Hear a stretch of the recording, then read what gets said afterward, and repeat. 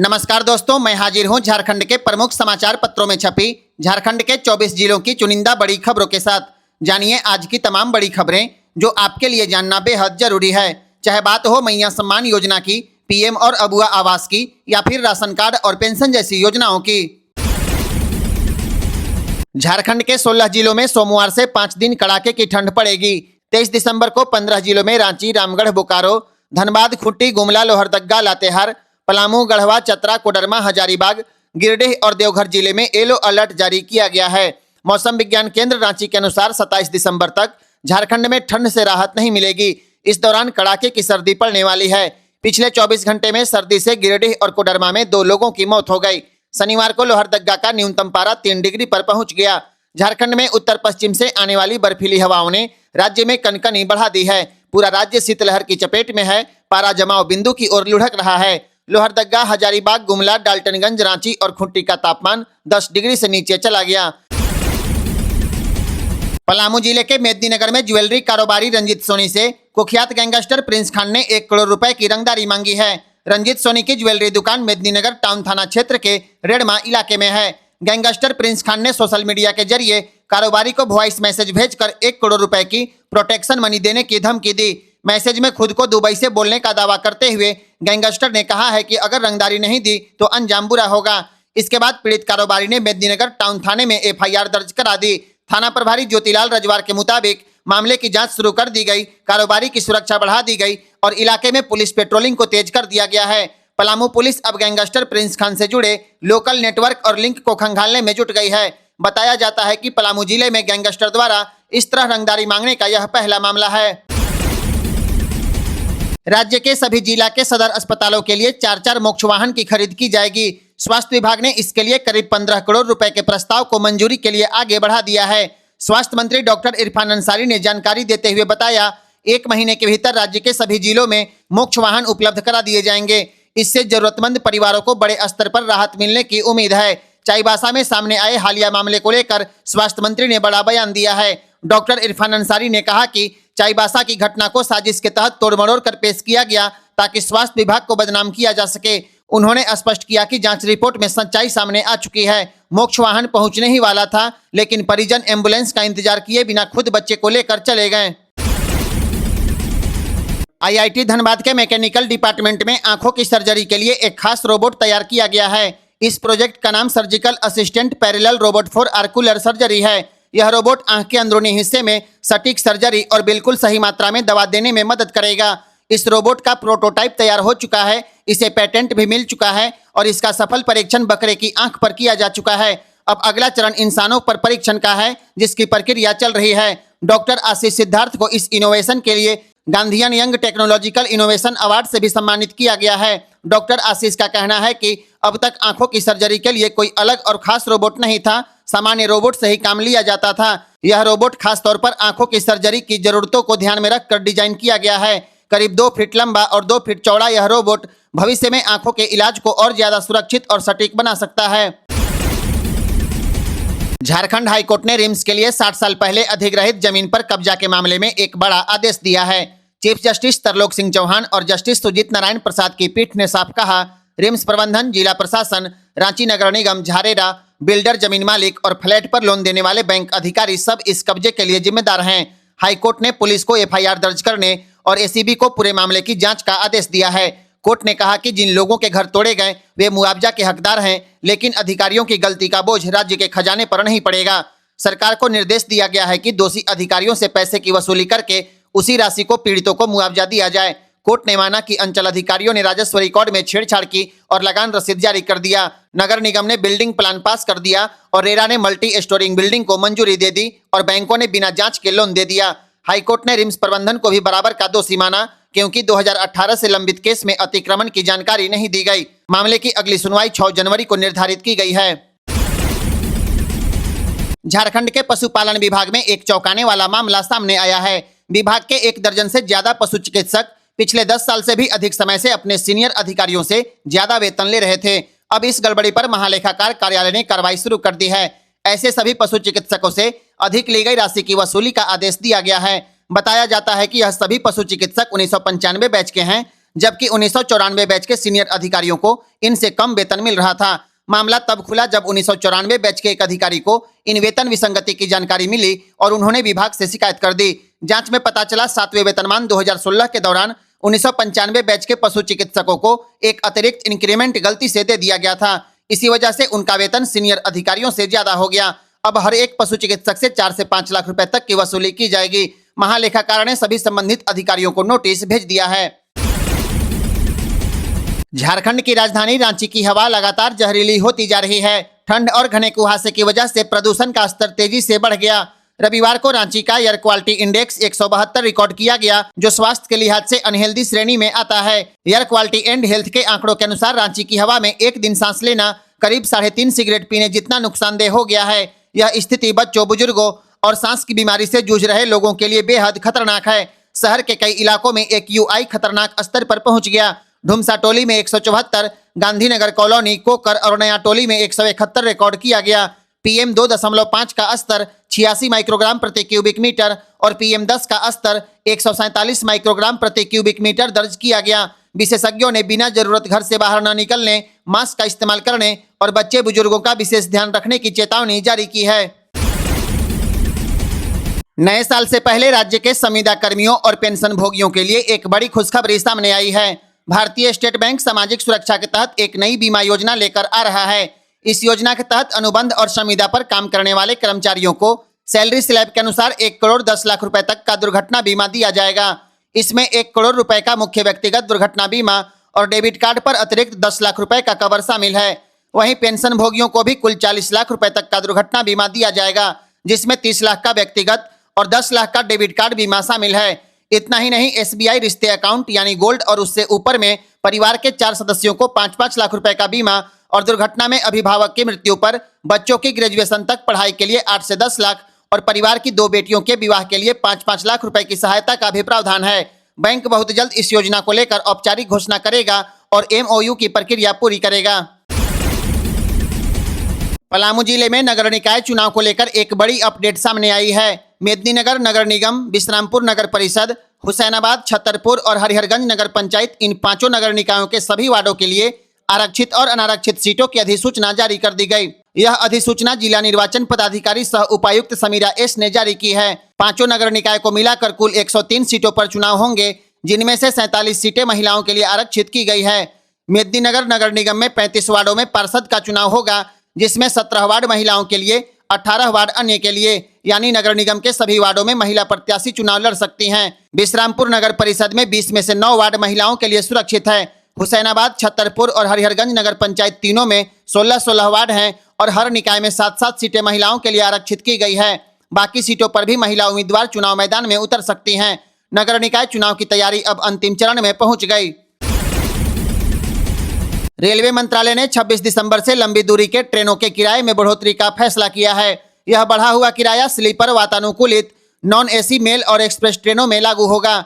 हालांकि राहत की बात है कि 215 किलोमीटर तक के सफर पर किराया नहीं बढ़ेगा, लेकिन 215 किलोमीटर से ज्यादा दूरी तय करने पर मेल, एक्सप्रेस और नॉन AC ट्रेनों में 1 पैसा प्रति किलोमीटर और AC वाले ट्रेनों में 2 पैसे प्रति किलोमीटर अतिरिक्त देने होंगे। अब बात करते हैं रांची से चलने वाली ट्रेनों के बारे में। रांची नई दिल्ली राजधानी एक्सप्रेस का किराया करीब 23 रुपए बढ़ जाएगा। संभलपुर जम्मू तवी एक्सप्रेस में रांची से किराया 26 रुपए ज्यादा लगेगा। संपर्क क्रांति एक्सप्रेस रांची दिल्ली सफर में 25 रुपए की बढ़ोतरी हो जाएगी। हटिया बेंगलुरु एक्सप्रेस का किराया 37 रुपए बढ़ने वाला है। रांची हावड़ा एक्सप्रेस में करीब 8 रुपए की बढ़ोतरी होगी। रांची हावड़ा वंदे भारत का किराया करीब 9 रुपए बढ़ जाएगा। इसी तरह रांची कामाख्या एक्सप्रेस में करीब 24 रुपए ज्यादा देने होंगे। वंदे भारत की बात करें तो 462 किलोमीटर के सफर में CC क्लास का किराया अब 1160 रुपए से बढ़कर 1169 रुपए हो जाएगा और इसी क्लास में 2210 रुपए से बढ़कर करीब 2219 रुपए हो जाएगा। रेलवे ने साफ किया है कि यह किराया अनुमानित है और 26 दिसंबर से नया किराया लागू किया जाएगा। रांची में मेट्रो ट्रेन चलने की उम्मीद अब और बढ़ गई है। झारखंड सरकार की मांग पर केंद्र सरकार रांची को मेट्रो प्रोजेक्ट देने पर राजी हो गई। केंद्र सरकार ने राज्य सरकार से कॉम्प्रिहेंसिव मोबिलिटी प्लान यानी CMP भेजने को कहा है। इसके बाद नगर विकास विभाग ने मेट्रो के ट्रांजिट कॉरिडोर की तैयारी शुरू कर दी है। जुडको की ओर से मेट्रो रूट को लेकर सर्वे की तैयारी चल रही है। सर्वे के बाद अल्टरनेटिव एनालिसिस रिपोर्ट यानी AAR और डिटेल प्रोजेक्ट रिपोर्ट यानी डीपीआर तैयार कराई जाएगी। इसके लिए जुडको ने रिक्वेस्ट फॉर प्रपोजल भी जारी कर दिया है। 7 जनवरी को बिड खुलेगा और जो कंसल्टेंट चुना जाएगा उसे 3 महीने में रिपोर्ट तैयार करनी होगी। सरकार अगले 50 साल की आबादी को ध्यान में रखकर मेट्रो की योजना बनाएगी। योजना के अनुसार metro train main road Doranda, Hinoo airport, Dhurwa, smart city और ग्रेटर रांची जैसे इलाकों से होकर चलेगी। हाईकोर्ट, विधानसभा, विधायक आवास और रिंग रोड के आसपास मेट्रो चलाने की भी तैयारी है। इसके साथ ही मेट्रो को इंडस्ट्रियल एरिया से जोड़ने की योजना भी बनाई जा रही है। हालांकि डीपीआर बनने के बाद ही तय होगा कि मेट्रो कितने फेज में बनेगी और इस पर कितना खर्च आएगा। इसके बाद अंतिम प्रस्ताव केंद्र सरकार को भेजा जाएगा। पूर्व अग्निवीरों के लिए केंद्र सरकार ने एक बहुत बड़ी खुशखबरी दी है। बीएसएफ में कांस्टेबल भर्ती के लिए पूर्व अग्निवीरों का कोटा अब 10% से बढ़ाकर सीधे 50% कर दिया गया। यह फैसला केंद्रीय गृह मंत्रालय ने राजपत्र अधिसूचना के जरिए लिया है। इसका मतलब साफ है कि अब बीएसएफ की हर भर्ती में आधे पद पूर्व अग्निवीरों के लिए आरक्षित होंगे। सरकार ने उम्र सीमा में भी बड़ी राहत दी है। पहले बैच के अग्निवीरों को 5 साल की आयु छूट मिलेगी, बाकी पूर्व अग्निवीरों को 3 साल की आयु छूट दी जाएगी। इतना ही नहीं, पूर्व अग्निवीरों को शारीरिक दक्षता परीक्षा और शारीरिक मानक परीक्षण से भी छूट दी जाएगी। भर्ती प्रक्रिया 2 चरणों में आयोजित होगी। पहले चरण में बीएसएफ खुद 50% आरक्षित पदों पर पूर्व अग्निवीरों की भर्ती करेगी। दूसरे चरण में कर्मचारी चयन आयोग बाकी पदों पर अन्य उम्मीदवारों की भर्ती करेगा। सरकार का कहना है कि यह फैसला अग्निपथ योजना के तहत 4 साल सेवा देने वाले युवाओं के भविष्य को सुरक्षित करने के लिए लिया गया है। ऐसे में अब देश की सेवा कर चुके अग्निवीरों के लिए बीएसएफ में नौकरी करने का रास्ता काफी आसान हो गया है।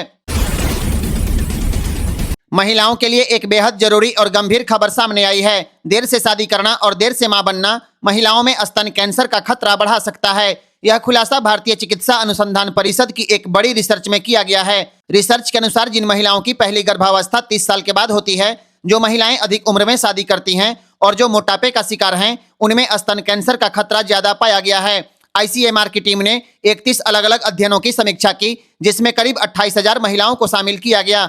इनमें से लगभग 45% महिलाओं में स्तन कैंसर पाया गया। रिसर्च में यह भी सामने आया कि जिन महिलाओं को 50 साल के बाद मेनोपॉज होता है, उनमें स्तन कैंसर का खतरा और बढ़ जाता है। बार बार गर्भपात, नींद पूरी न होना, रोशनी वाले कमरे में सोना, ज्यादा तनाव और टेंशन भी कैंसर का जोखिम बढ़ा देते हैं। रिपोर्ट के मुताबिक 50 साल से ऊपर की महिलाओं में खतरा 3 गुना और 35 से 50 साल की उम्र में 1.6 गुना तक बढ़ जाता है। सबसे चिंताजनक बात है कि जहां विदेशों में 50 के बाद स्तन कैंसर ज्यादा होता है, वहीं भारत में 40 से 50 साल की महिलाओं में इसके मामले ज्यादा सामने आ रहे हैं। इसलिए विशेषज्ञों ने 30 से 40 साल की उम्र में ही जांच कराने की सलाह दी है, ताकि बीमारी को समय रहते पकड़ा जा सके।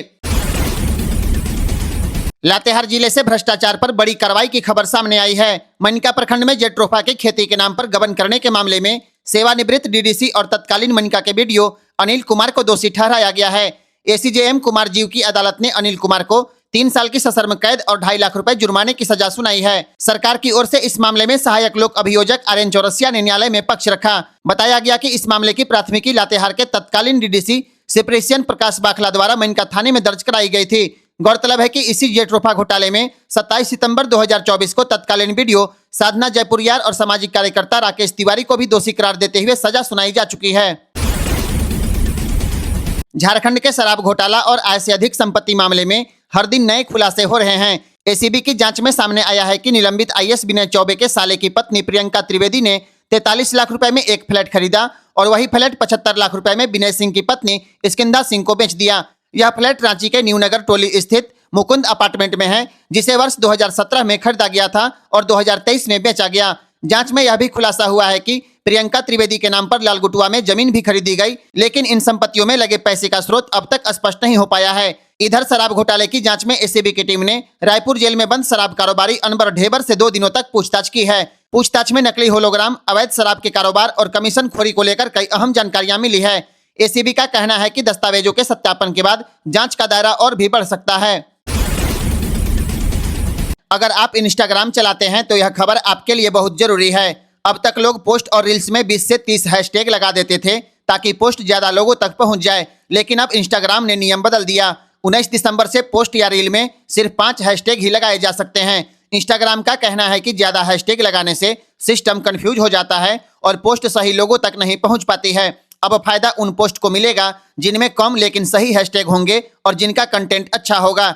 इंस्टाग्राम ने साफ कर दिया है कि अब पोस्ट वायरल होने के लिए हैशटैग की गिनती नहीं होगी, बल्कि कंटेंट की क्वालिटी और लोगों का रिएक्शन ज्यादा जरूरी होगा। मतलब साफ है, अब ट्रिक के जरिए पोस्ट वायरल नहीं होगा, इसके लिए अच्छा और सच्चा कंटेंट बनाना होगा।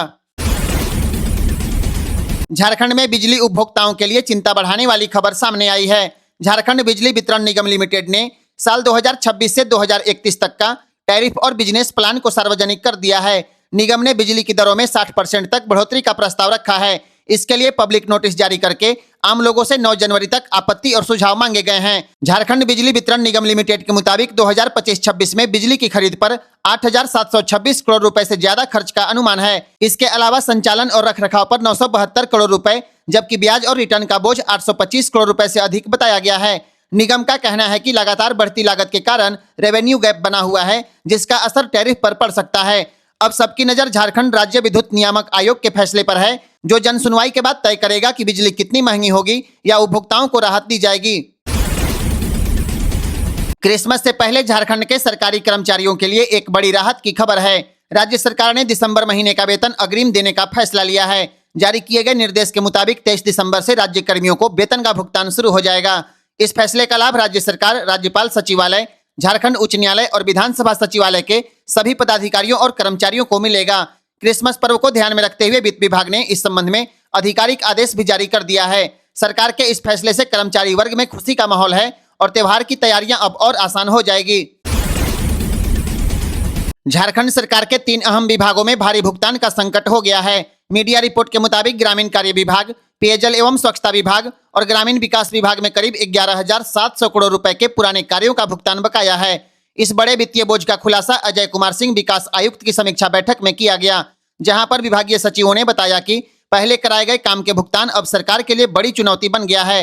ग्रामीण कार्य विभाग के सचिव के श्रीनिवासन के अनुसार बजट और फंड की कमी के कारण इस वित्तीय वर्ष में नए पुल, पुलिया और ग्रामीण सड़कों का निर्माण शुरू नहीं हो पाया। दरअसल पिछले 2 वर्षों में बजट से कई गुना ज्यादा काम करा लिया गया, जिससे अब भारी लायबिलिटी बन गई। विभागवार बकाया देखें तो ग्रामीण कार्य विभाग में 8,000 करोड़, पेयजल एवं स्वच्छता विभाग में 2,500 करोड़ और ग्रामीण विकास विभाग में 1,200 करोड़ रुपए बकाया है। दूसरी ओर वित्त मंत्री राधाकृष्ण किशोर ने साफ कहा है कि राज्य का खजाना खाली नहीं है, वित्तीय प्रबंधन की स्थिति बेहतर है और राज्य को केंद्रीय करों और ग्रांट से करीब 30,000 करोड़ रुपए मिलने की उम्मीद है। अब बड़ा सवाल यही है कि क्या सरकार समय रहते इन बकायों का भुगतान कर पाएगी या फिर ग्रामीण विकास की योजनाएं लंबे समय तक ठप रहेगी। झारखंड में डोर टू डोर डिलीवरी करने वाले और डिजिटल प्लेटफॉर्म से जुड़े गिग श्रमिकों के लिए बड़ी खुशखबरी है। राज्यपाल की मंजूरी के बाद झारखंड प्लेटफॉर्म आधारित गिग श्रमिक निबंधन और कल्याण विधेयक 2025 अब लागू होने जा रहा है। इस कानून के तहत Zomato, Swiggy, Blinkit, Flipkart, Amazon और कैब सेवाओं से जुड़े करीब 50,000 गिग श्रमिकों को कानूनी सुरक्षा मिलेगी। अब गिग वर्कर्स को दुर्घटना बीमा, स्वास्थ्य और मातृत्व लाभ, आपात सहायता, ऋण और वृद्धावस्था सुरक्षा मिलेगी। नियम तोड़ने वाली कंपनियों पर 50,000 से 10 लाख रुपए तक का जुर्माना लगेगा। झारखंड उन चुनिंदा राज्यों में शामिल हो गया है जहां गिग वर्कर्स के अधिकार कानून से सुरक्षित होंगे। झारखंड में औद्योगिक विकास को रफ्तार देने के लिए राज्य सरकार अब नई औद्योगिक और निवेश प्रोत्साहन राशि बनाने की तैयारी में है। यह नीति पड़ोसी राज्य बिहार की तर्ज पर तैयार की जाएगी। विकास आयुक्त अजय कुमार सिंह ने उद्योग विभाग की समीक्षा बैठक में नई नीति बनाने का निर्देश दिया है। फिलहाल राज्य में 2021 की औद्योगिक नीति लागू है, जिसकी अवधि अप्रैल 2026 में समाप्त होने वाली है। सरकारी आकलन के मुताबिक मौजूदा नीति में उद्यमियों को पर्याप्त सुविधाएं नहीं मिल पा रही है, जबकि बिहार और ओडिशा में नीतियों के कारण वहां निवेशक ज्यादा आकर्षित हो रहे हैं। इसी को देखते हुए झारखंड सरकार अब बिहार की औद्योगिक नीति का अध्ययन करने वाली है। बताया जा रहा है कि नई नीति में निवेशकों को अधिक सब्सिडी, बेहतर प्रोत्साहन और उद्योग लगाने में आसान प्रक्रिया दी जाएगी। अब देखना होगा कि नई नीति से झारखंड में निवेश और रोजगार को कितनी रफ्तार मिलती है। क्रिसमस से पहले झारखंड के सरकारी कर्मचारियों के लिए एक बड़ी राहत की खबर है। राज्य सरकार ने दिसंबर महीने का वेतन अग्रिम देने का फैसला लिया है। जारी किए गए निर्देश के मुताबिक 23 दिसंबर से राज्य कर्मियों को वेतन का भुगतान शुरू हो जाएगा। इस फैसले का लाभ राज्य सरकार, राज्यपाल सचिवालय, झारखंड उच्च न्यायालय और विधानसभा सचिवालय के सभी पदाधिकारियों और कर्मचारियों को मिलेगा। क्रिसमस पर्व को ध्यान में रखते हुए वित्त विभाग ने इस संबंध में आधिकारिक आदेश भी जारी कर दिया है। सरकार के इस फैसले से कर्मचारी वर्ग में खुशी का माहौल है और त्योहार की तैयारियां अब और आसान हो जाएगी। झारखंड में एससी और पिछड़ा वर्ग के विद्यार्थियों के लिए बड़ी खुशखबरी सामने आई है। राज्य सरकार अब मेडिकल और इंजीनियरिंग की निःशुल्क कोचिंग शुरू कराने जा रही है। कल्याण मंत्री चमरा लिंडा ने विभागीय अधिकारियों को इस योजना की आवश्यक प्रक्रिया पूरी करने के निर्देश दिए हैं। शैक्षणिक सत्र 2026-27 से कोचिंग की शुरुआत होगी। राजधानी नगराटोली में भवन चिन्हित किया गया है। कोचिंग में 300 विद्यार्थियों का नामांकन होगा और इनमें से 100 सीटें छात्राओं के लिए आरक्षित रहेंगी। यह पहल पहले से चल रही एसटी विद्यार्थियों की फ्री कोचिंग के विस्तार के रूप में की जा रही है। कोचिंग संचालन की जिम्मेदारी राष्ट्रीय स्तर के प्रतिष्ठित संस्थान को दी जा सकती है ताकि पढ़ाई की गुणवत्ता बनी रहे। आपको बता दें, रांची के हिंद पीढ़ी में एसटी विद्यार्थियों के लिए कोचिंग शुरू की जा चुकी है। यहां पर 300 छात्रों की व्यवस्था है और अगले सप्ताह से कक्षाएं शुरू होने की संभावना है। कोचिंग संचालन की जिम्मेदारी कोटा के मोशन संस्थान को दी गई है। सीबीएसई और आईसीएसई बोर्ड से 10वीं पास छात्र पात्र होंगे। रहना, खाना, पढ़ाई और 11वीं में नामांकन पूरा खर्च सरकार उठाएगी। प्रवेश परीक्षा और मेरिट लिस्ट के आधार पर चयन किया जाएगा। आधार कार्ड से जुड़े काम को लेकर झारखंड के लोगों के लिए बड़ी राहत की खबर है। अब लोगों को दूसरे जिले में आधार कार्ड के काम को लेकर नहीं जाना पड़ेगा। रांची, धनबाद और जमशेदपुर के अलावा अब राज्य के 11 जिलों में आधार सेवा केंद्र खोले जाएंगे। यह केंद्र 2 फेज में खुलेंगे ताकि लोगों को नामांकन, अपडेट और सुधार जैसे आधार कार्यों के लिए दूसरा जिला न जाना पड़े। पहले फेज में देवघर, हजारीबाग, बोकारो और गिरिडीह में नए आधार केंद्र खुलेंगे। इसके बाद राज्य के अन्य छोटे जिलों को मिलाकर अगले फेज में और भी आधार सेवा केंद्र शुरू किए जाने की योजना है। इस फैसले से ग्रामीण और दूरदराज के इलाके के लोगों को सीधा फायदा मिलेगा। यात्रीगण कृपया ध्यान दें, दक्षिण पूर्व रेलवे ने 18 मेमू ट्रेनों को 2 जनवरी से अगले आदेश तक रद्द करने का फैसला लिया है। जारी किए गए सर्कुलर के मुताबिक रद्द की गई ट्रेनों में खड़गपुर बहलदा, बिष्णुपुर धनबाद, धनबाद बांकुड़ा, मैनापुर बांकुड़ा, खड़गपुर झारग्राम, झारग्राम पुरुलिया, पुरुलिया झारग्राम जैसी अहम मेमू सेवाएं शामिल है। इसके अलावा चक्रधरपुर राउरकेला, राउरकेला झारसुगुड़ा, झारसुगुड़ा संबलपुर और वापसी की कई मेमू ट्रेन भी रद्द कर दी गई है। रेलवे के इस फैसले से दैनिक यात्रियों, छात्रों और नौकरी पेशा लोगों को परेशानी का सामना करना पड़ सकता है। यात्रियों से अपील है कि यात्रा से पहले रेलवे की आधिकारिक जानकारी जरूर चेक करें।